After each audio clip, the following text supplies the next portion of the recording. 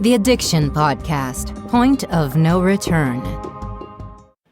We appreciate you listening to the Addiction Podcast, Point of No Return. We don't do this podcast because we are former addicts. We don't do this podcast because we have loved ones who have suffered from addiction. We do this podcast because we feel that addiction is one of the biggest problems facing the world today, and that no matter who you are, no matter your religion, no matter your income status, no matter your race, no matter anything about you, addiction affects you. This podcast is a free resource for anybody looking for help with addiction. If you would like to help us in our fight against addiction, go to www.patreon.com/theaddictionpodcast273. That's www.patreon.com/theaddictionpodcast273 and make a donation of whatever amount you would like. Thank you for supporting us. Hello, and welcome to the Addiction Podcast, Point of No Return. Happy New Year. It's 2024.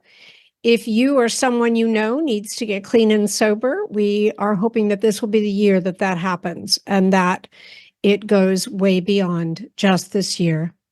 We have an interview today, but before I get into that, I want to tell you today's episode is episode number 357.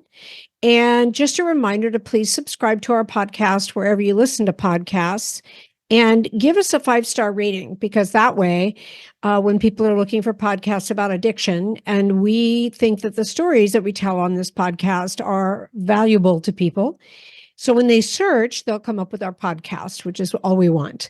And then also check out our YouTube channel, subscribe, and once again, give our videos a thumbs up so that Google will put our podcast and our videos up in front of people who are looking for help or some sort of hope in the dark area of addiction.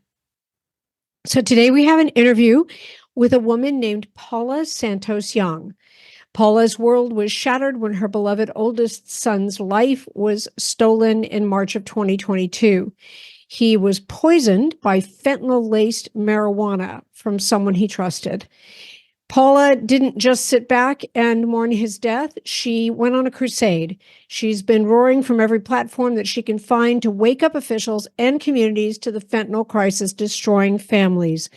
It's such a pandemic in this country right now with the fentanyl coming over the southern border. It's unbelievable. She goes on podcasts. She gets in front of Congress. She recently received the congressional recognition on her Human Rights Award 2022 for her work in combating the fentanyl crisis. So let's find out more about her son Andrew, and about what she's doing now to help others.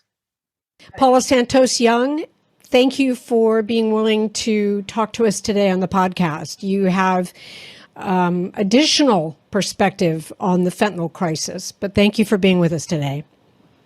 Thank you so much for having me. I greatly appreciate you taking the time to not just speak to me, but to give me the platform, and all of us parents who have unfortunately lost a child to this crisis that's occurring all across the United States.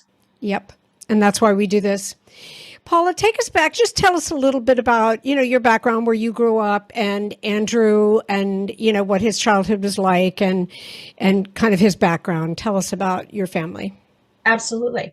So I'm from Massachusetts. I was not born in this country. I was actually born in Paris, France. So I have dual citizenship.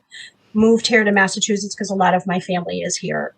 And Andrew was born in 1988 here in Massachusetts. And, he was a very, very loving person. He had his traits, and one of his traits was, as he got older, he had his special teams, and he had a passion about him. And, one of the passions he had is if he was speaking to you in reference to anything he believed in, he fought for what he thought was correct. One of the things that Andrew did, and people joke about this now, is Andrew's favorite team was the New York Jets. Well, we all know how they're doing. Are they doing better than the Tampa Bay Buccaneers? Well, they're not. Yeah, that was. Yeah, exactly. But he was someone who he would come and light up a room, and that's just how he was. And Andrew had suffered a car accident, and in the car accident, he was living in Maryland. And what had happened was Andrew would not take pills. My son was someone who you could say to him, I'm going to give you $5 gazillion, take a pill. He would tell you no. So he was given a medical marijuana card. And that's what the doctor had prescribed for him, because after the car accident, he had been diagnosed with PTSD, anxiety, and a little bit of depression due to the car accident. He never drove again. So what Andrew did is Andrew decided to create a organization called Achieve Greatness.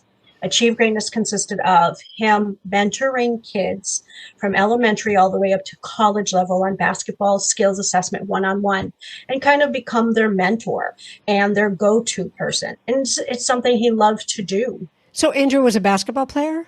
Yes, he was. Okay.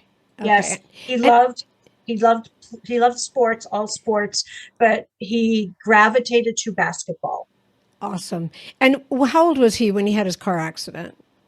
He was 29 when he had his car accident. Yes, he was 29. And I'm sorry, I'm a little confused. Just let me get the timeline straight. Had he already started the Achieve Greatness? Had he already done that? Or he started Achieve Greatness at the age of 30. Okay. Yes, he started at the age of 30 because Andrew unfortunately passed away at 33. So he had already been doing it for 3 years. Okay. And the basketball really came from my husband and I were a blended family. I had 3 children coming into the marriage. My husband had 2.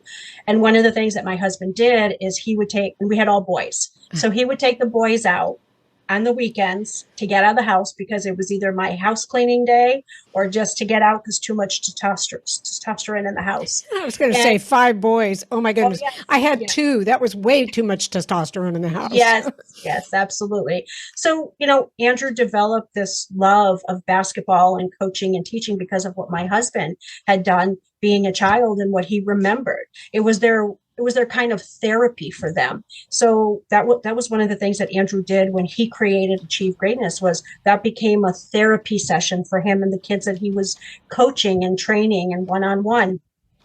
So, let's fast forward to last March 8th to be exact. Andrew smoked marijuana. He had asked his friend, said, hey, I'm working. Do you mind bringing me some marijuana? His friend said, sure, no problem. I'll go to the dispensary. Well, then the next day, on the 9th, we got the call. They had found our son in the apartment complex he lived. He was under the gazebo. He had passed away.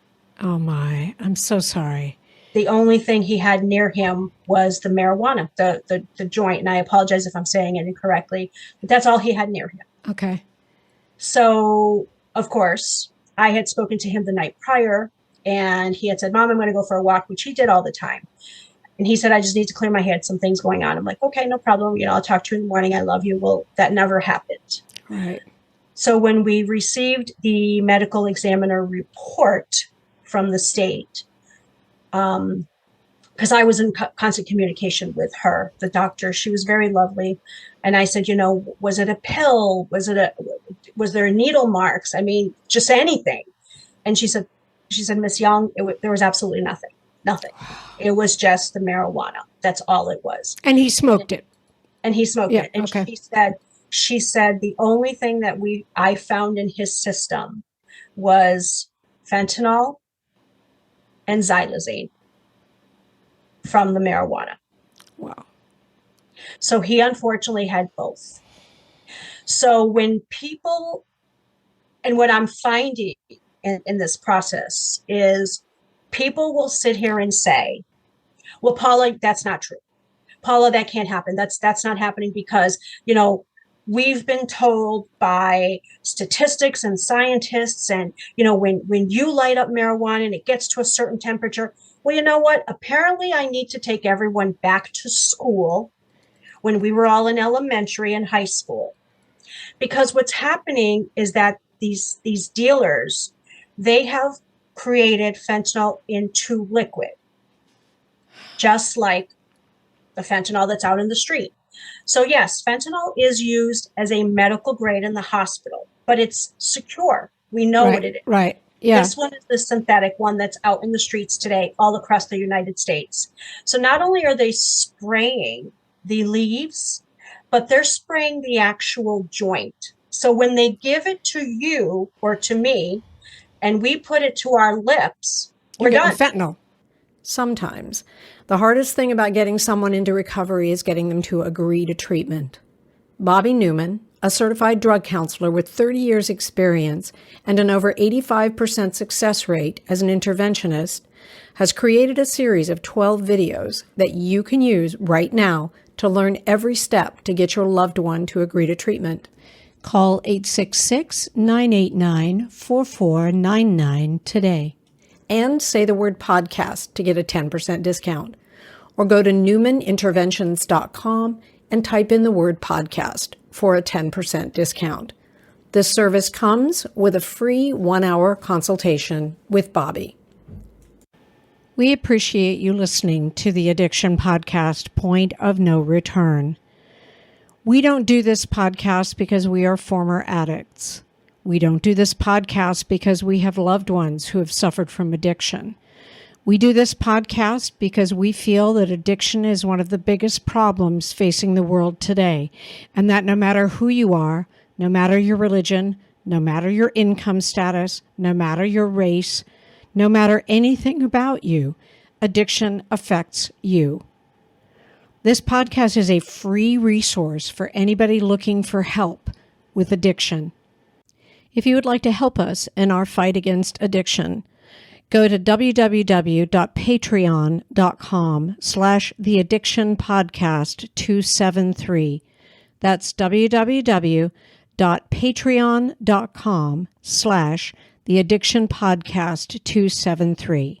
And make a donation of whatever amount you would like. Thank you for supporting us. Yes, but his friend said he was getting it from the dispensary, so he basically lied about that. Correct. He lied about it. And of course, now let's fast forward to now. So what I have been doing and working on is we have taken on my son's organization. We've created it into a 501c3. We are trademarked, we're copyright, everything. And I've also been working with legislation here in my state of Massachusetts, but also I'm working across the aisle, because what's happening time and time again, and I'm seeing this more and more, is not only is there more and more stories coming out of fentanyl in marijuana, but what's happening is that no one's doing anything. There's no justice for the families. There's nothing. So, and in my story, I can personally tell you that I was told by the head detectives, well, Miss Young, you need to understand that the prosecutor has said that, we don't have enough people to go after everybody. Well, really? But could you start with one? Could you start with the guy who said he went to the dispensary and got my son marijuana, and obviously he lied because he got it from a dealer and it was laced with fentanyl? Could you just start maybe with that one? Yeah, exactly. And this is what's happening. And this is why there is so much rage and anger with the parents, because, there's no justice. There really isn't for a lot of us parents. And what's happening is that we are going to our legislative officials, whether local or state or federal, and we're saying, hey, you're in this position. What are you doing? Non-action is no longer an excuse anymore. Stop. And if you're not going to do anything, then get out of the position you're in and let's put somebody in there who will. Yeah. Because I am not taking away from everything that is happening in the world. I'm not. Please understand that. But what I am saying is, when we become adults and we start working in life, we have to prioritize things.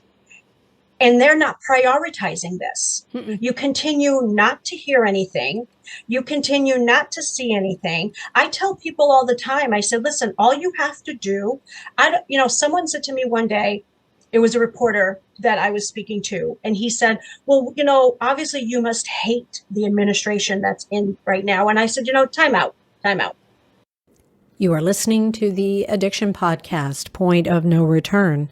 For more information on the podcast, or to reach out if you have a story you would like to share with us, go to our Facebook page by the same name, or you can email us at theaddictionpodcast@yahoo.com, or go to our website, theaddictionpodcast.com. And please remember to subscribe to our podcast wherever you listen to podcasts and give us a 5-star review. We appreciate you listening to the Addiction Podcast, Point of No Return. We don't do this podcast because we are former addicts. We don't do this podcast because we have loved ones who have suffered from addiction. We do this podcast because we feel that addiction is one of the biggest problems facing the world today, and that no matter who you are, no matter your religion, no matter your income status, no matter your race, no matter anything about you, addiction affects you. This podcast is a free resource for anybody looking for help with addiction. If you would like to help us in our fight against addiction, go to www.patreon.com/theaddictionpodcast273. That's www.patreon.com/theaddictionpodcast273. And make a donation of whatever amount you would like. Thank you for supporting us. This is not a Republican or Democratic issue. This is a United States of America issue. And I'm actually quoting Derek Maltz, who is a phenomenal. Know him well. He says it all the time. It's not political. It's not religious. It's not racial. It is affecting every single demographic in our country in a huge way. Yeah, absolutely. And, it's affecting your cities, your town. I had a congressman here in my state. I won't say who, but I had a congressman who said to me, Paula, here's what I want to share with you because I respect you.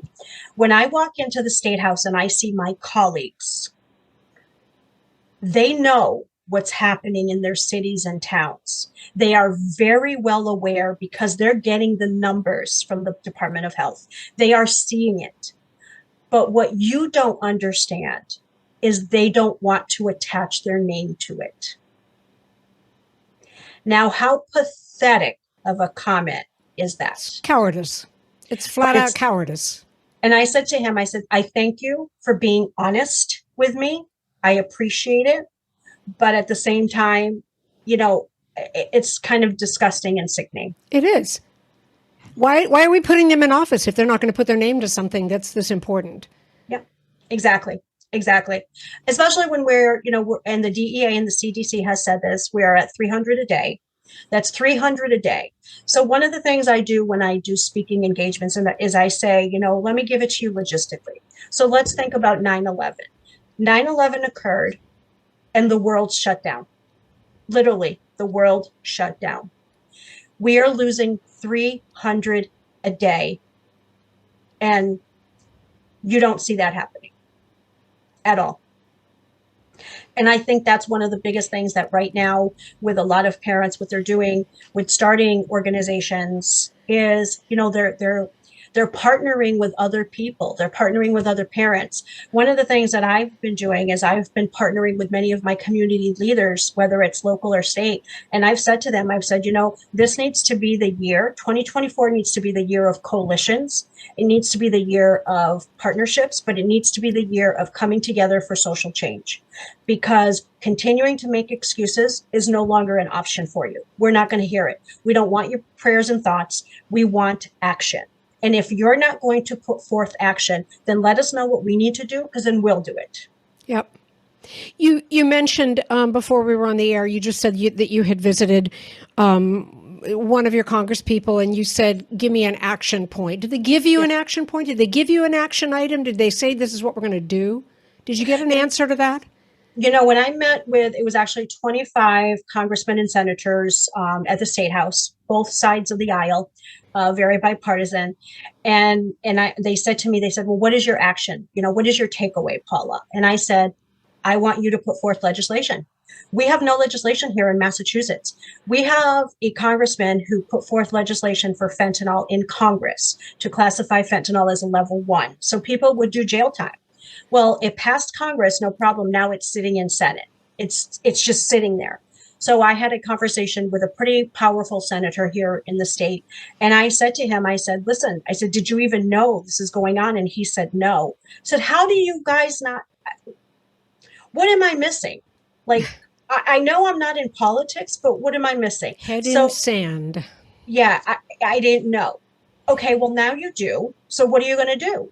Like, you're a congressman. You're pretty powerful. Like, and and something that was said to me not too long ago by a very reputable congressman here in Massachusetts, and I adore him.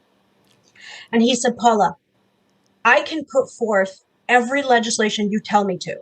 I will bring it to the fore and I will put it forth. But you know what happens? Then I get there and then I start to get pushback because Congressman so and so doesn't think that this should pass. And here's the reason why. Or, hey, can we put this in the bill?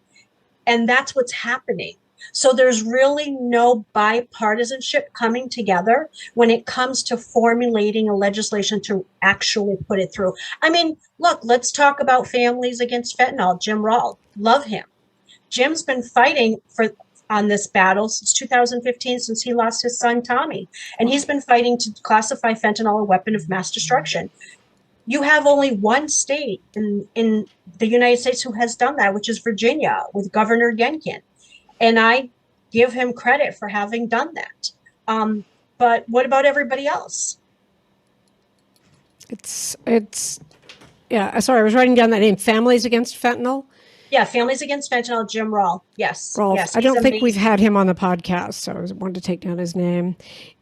You know, it's in my opinion, it's criminal negligence, and Yes. and criminal negligence, I believe, is what am I? Not like it's an offense. It's like you can go to jail for that. It's criminal negligence, and it's. I'm sure that people will listen to this and say, "Oh, she's being radical." Yes, I am, because I don't want another mother to lose a son like you did. I don't want that. It's not okay. It's not. It's not fair. It's criminal. Right. And you're not being radical. You're being honest. There's a difference. There's a difference if you and I are over here screaming, oh my gosh, the sky isn't blue. OMG. We're not doing that. Mm-mm. We're here saying there is a crisis. For God's sakes, we lost 107,000 last year. This year is already projected to be much higher. When is it going to matter? When is it going to matter? Yeah. Is there a number you're looking at? Do you want it to hit 1 million? Does it need to hit 1 million before you guys are going to step up and do something about it? Anyway. Exactly. And this is one of the things that, I think as parents that we struggle with. And this is one of the things that I constantly talk about is the mental health aspect of this. Now let's talk about mental health. How big is that platform and what's been done for years? Not much. Because you have mental health is the gatekeeper of everything. Not just in substance abuse disease and addiction, but alcoholism. And there's so many factors that come with mental health. And we're not even, really justificationally taking care of that aspect. So when you don't take care of an aspect like mental health, then how do you not expect things to continue to trickle and become the crisis that we now have? Yep. And this is what I tell people. And I tell people all the time, I said, look, Andrew did not suffer from substance abuse disease. He smoked marijuana, but that does not matter because the folks who do suffer from substance abuse disease are just as important and they deserve to be loved just as much. And no, I can't equate to a parent who is going through that, but I can sympathize with them and I can give them compassion and love and caring and say, how can I help? How can I do something? I see it here. Where there was just an article here in my city of New Bedford, Mass, where the overdose rate has gone up 145%. Wow. 145%.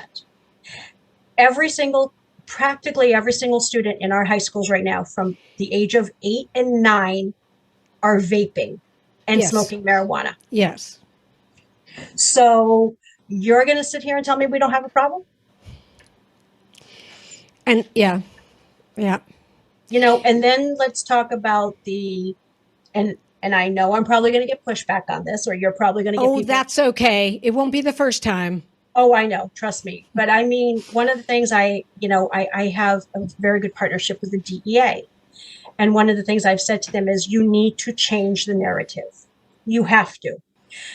I am not taking away from anyone who has lost a loved one or a child to a pill. I am not doing that. But for God's sakes, fentanyl is in more than just a pill. It's in vape pens, it's in marijuana, it's in gummy bears, it's in meth, it's in coke. What the hell are you folks doing? You need to stop saying the one pill can kill campaign. And I'm sick and tired of hearing that, well, Paula, we use that because it's a catchy slogan. I'm sorry. What? A catchy slogan didn't save my son. He didn't Thank do you. pills. There you go. There you go. And oh yeah. And this is a battle that, and again, people don't talk about the trauma that the parents are going through.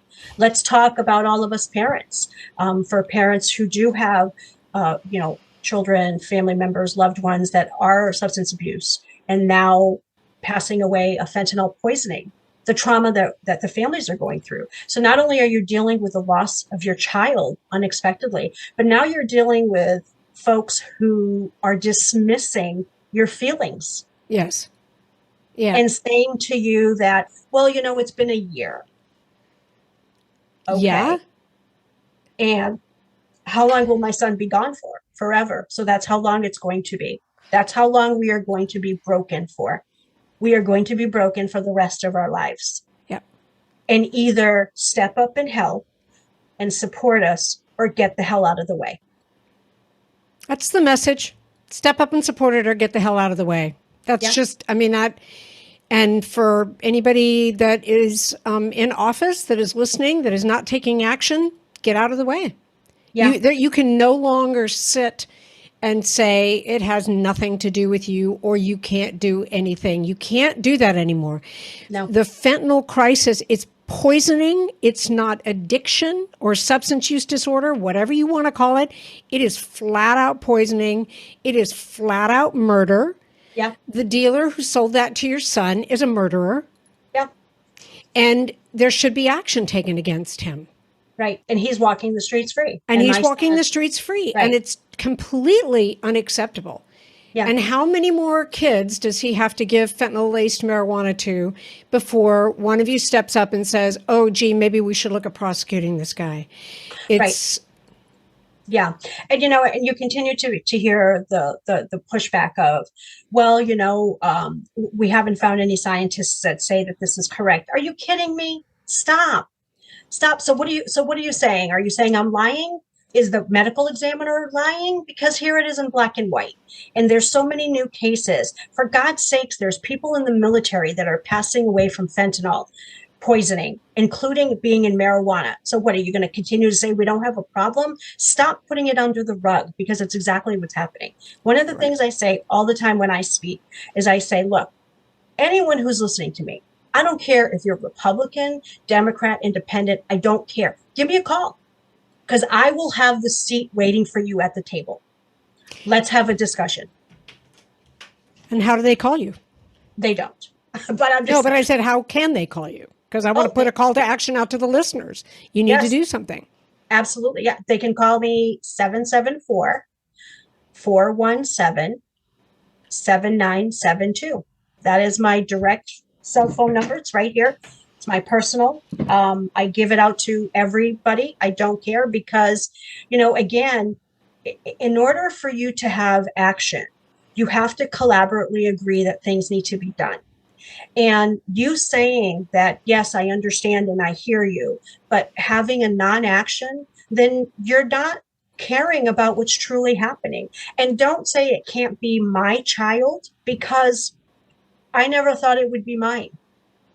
I didn't even know what fentanyl was. Yep. And now, as many other parents in the United States, we've become subject matter experts of this, unfortunately. And with myself, it's not just the fentanyl, it's xylazine. It's both. And that's being prominent now, and it's rampant in our states. But let's take a step back. Xylazine has been around since 2017 in Philadelphia.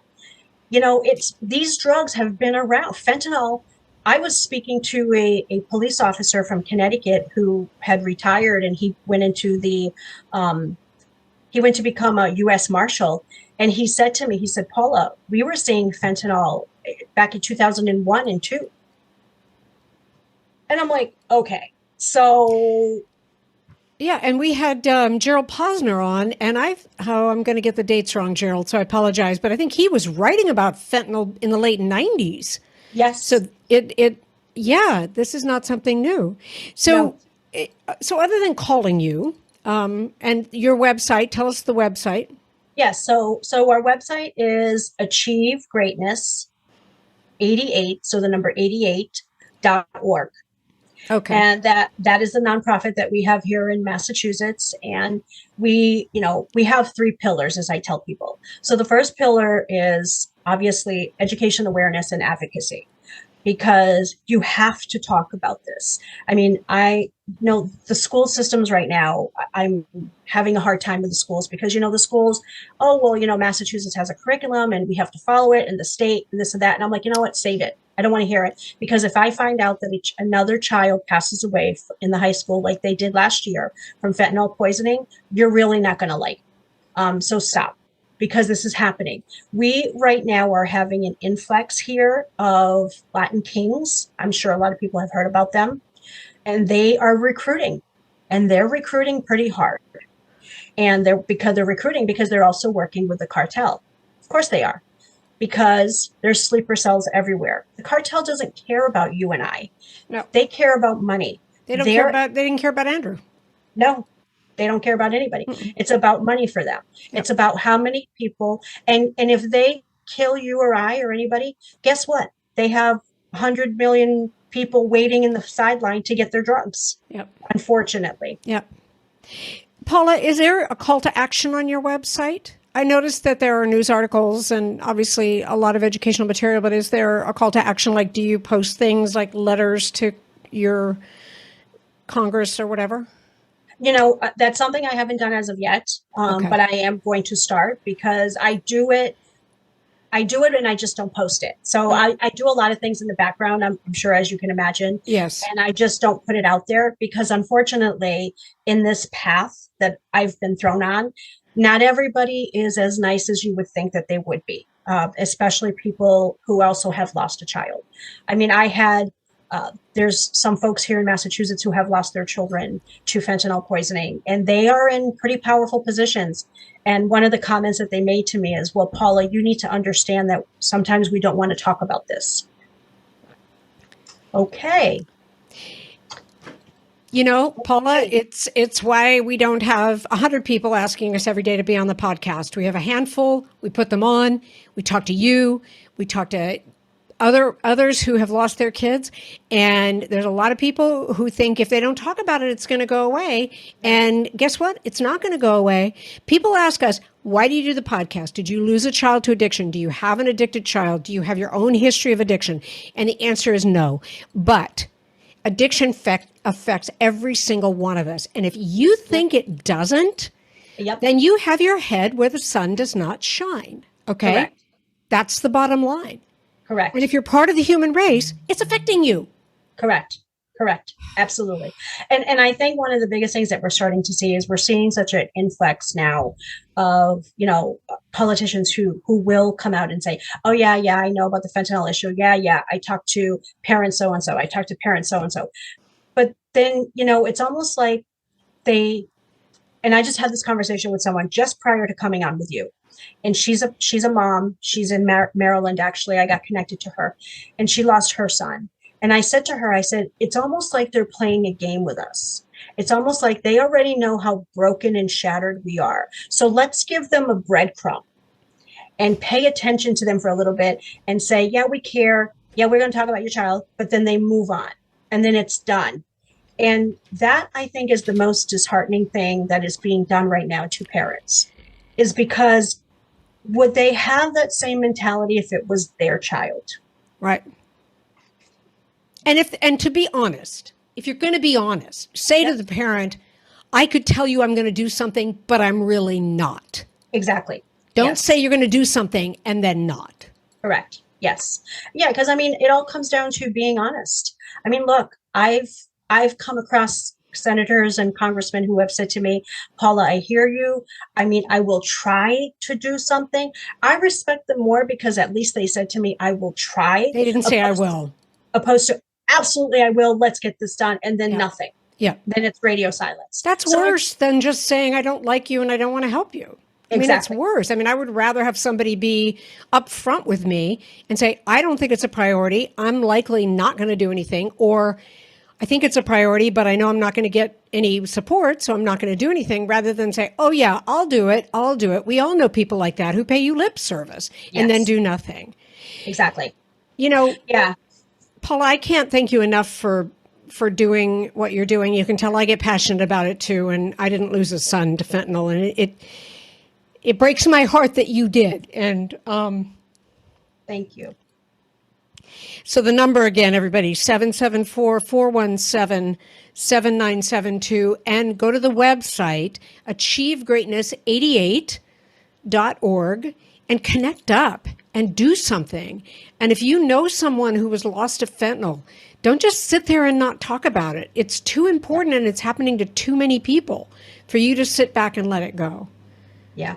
And if anything I can take away from this is, thank you for the platform, because, if folks think that we're just going to go away, they obviously don't want to.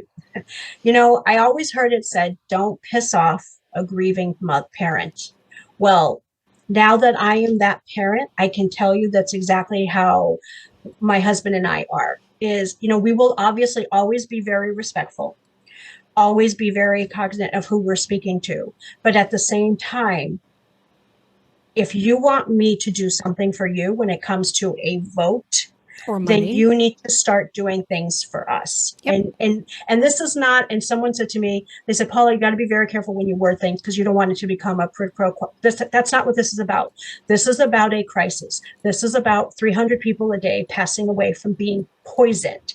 This is not about, they did not know they were getting this. It wasn't, Tommy went down the street and said, oh, I already know I'm getting fentanyl. That's what I want. No, this is about people who are getting something that they have absolutely no knowledge of. I mean, for crying out loud, here in Massachusetts, you can pull it up.